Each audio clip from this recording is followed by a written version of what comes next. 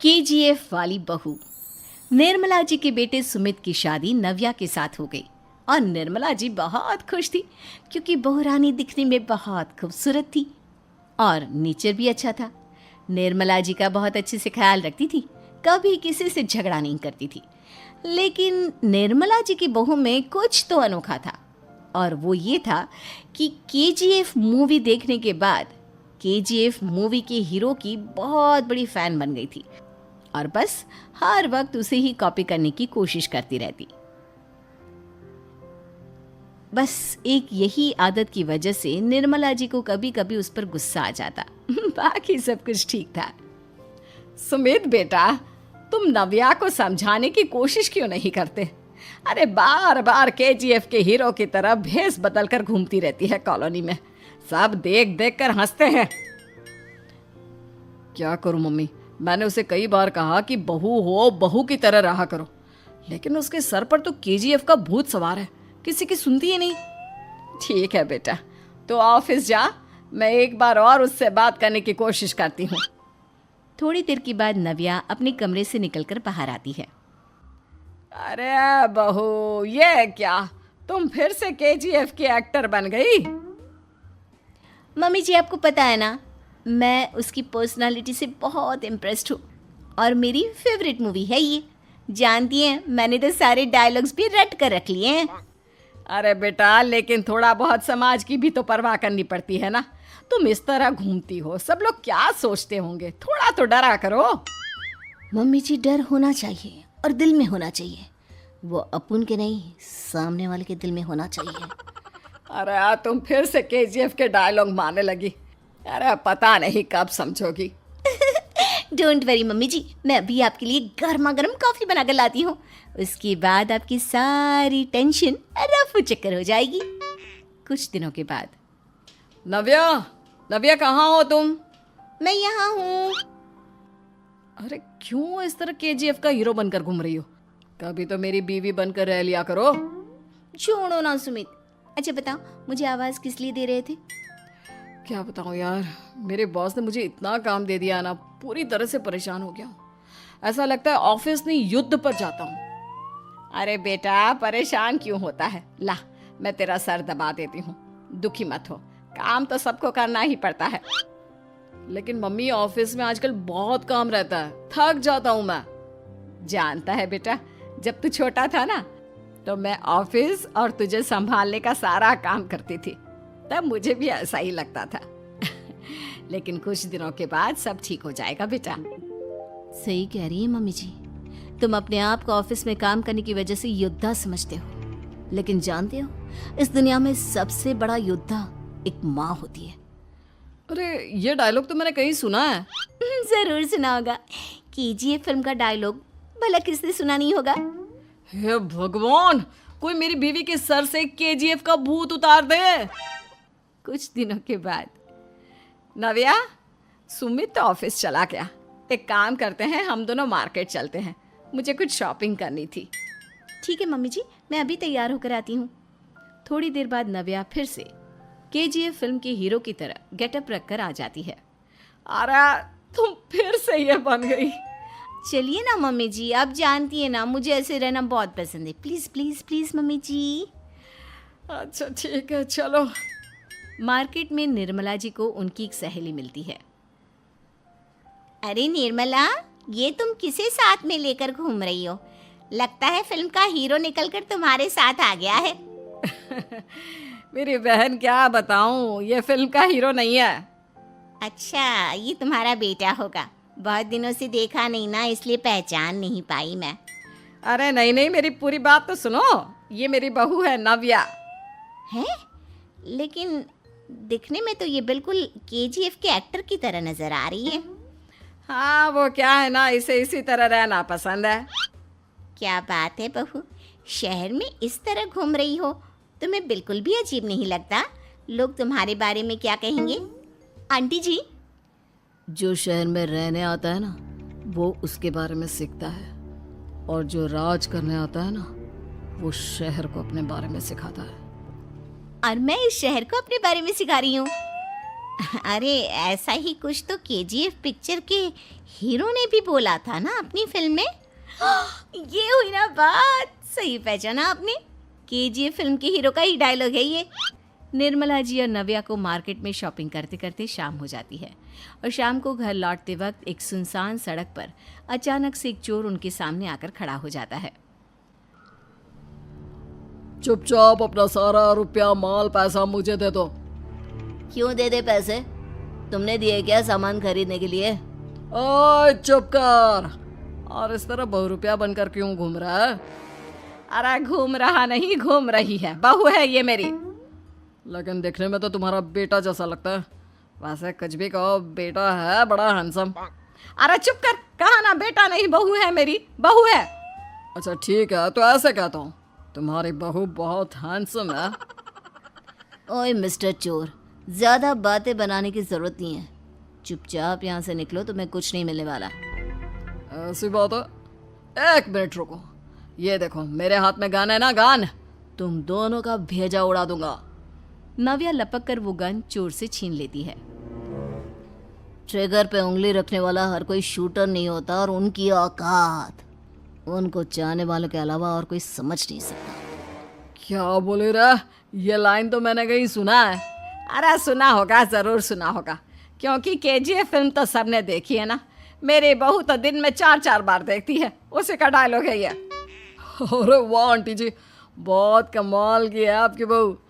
चलता फिरता केजीएफ का एक्टर ही लगती है। एक काम करो, अब तुम यहाँ से चलते फिरते बनो, वरना तुम्हारी ये जो नकली गन है ना, इसी से नकली गोली चलाकर तुम्हारा नकली भेजा उड़ा दूंगी। चोर डर के मारे वहां से भाग जाता है।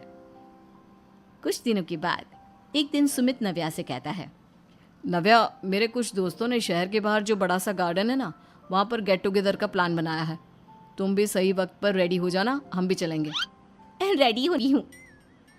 अगर आप बीवी हैं तो बीवी की तरह क्यों नहीं रहती? आपको देखकर तो ऐसा लगता है जैसे सुमित अपनी किसी कॉलेज की फ्रेंड को लेकर घूम रहा है। अब क्या बताऊँ यार, तुम लोग ही समझाने की कोशिश करो, मेरी तो कोई बात नहीं सुनती। अरे भाभी जी, ये तो बहुत बुरी बात है, रियली वेरी बैड। हमारे दोस्त को तो बीवी के साथ रहने की फीलिंग ही नहीं आती होगी। If you think I am bad, I am your dad. अरे भाभी जी, क्या कमाल का डायलॉग मारा है, मजा आ गया। आप तो एक्टिंग भी बहुत अच्छी करती हैं। हाँ, लेकिन बस एक ही इंसान की एक्टिंग करती है मेरी बीवी, केजीएफ के हीरो की, और उसी की तरह रूप बदल बदल कर घूमती रहती है। यार सुमित, तेरे तो मजे हैं, चलता फिरता सिनेमा हॉल तेरे संग चलता है। बेटा, मेरे कितने मजे हैं और कितने नहीं, ये तो मुझे ही मालूम है। ऐसा क्यों कह रहा है यार? सारा दिन डायलॉग सुनने को मिलते हैं, और बीवी एक हैंडसम दोस्त की तरह नजर आती है, और क्या चाहिए?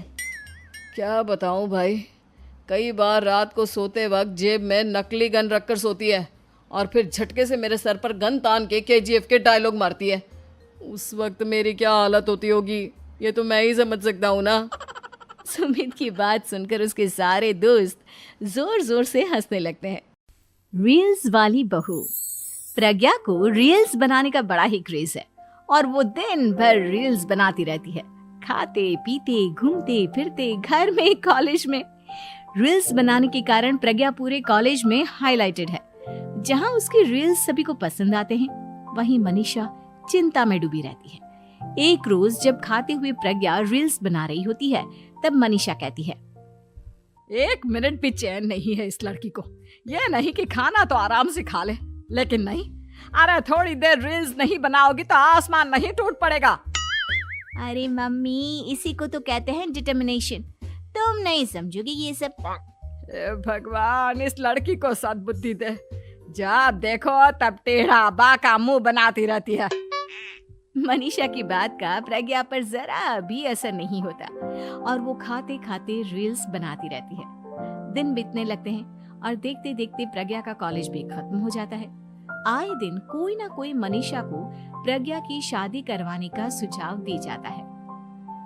सब ठीक ही कहते हैं, प्रज्ञा की शादी कर देनी चाहिए।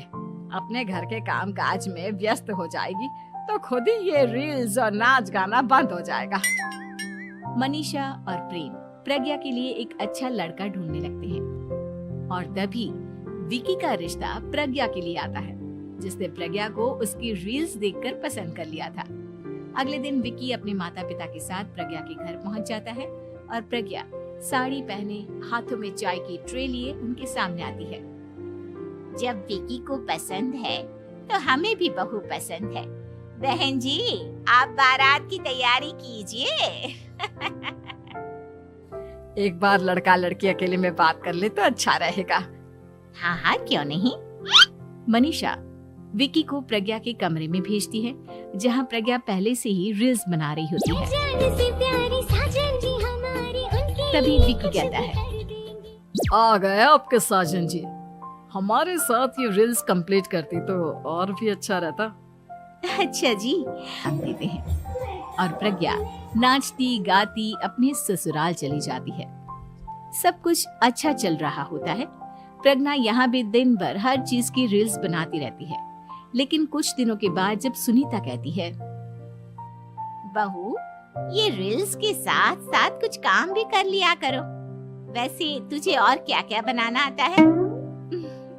मम्मी जी, वैसे तो सब कहते हैं कि मैं सब कुछ अच्छा बनाती हूँ, लेकिन मुझे लगता है कि मैं मैगी अच्छा बना लेती हूँ। हाँ, कॉफी भी अच्छा बना लेती हूँ और मुंह तो सबसे अच्छा बना लेती हूँ। हैं? अच्छा अच्छा। सुनीता अपना माथा पकड़ लेती है और कहती है, बहू, कुछ खाना बनाना भी सीख लेती। मम्मी जी, मैं लंबी प्लानिंग कर रही हूँ। जल्दी ही मैं इतनी फेमस हो जाऊंगी कि मुझे पैसे मिलने लगेंगे।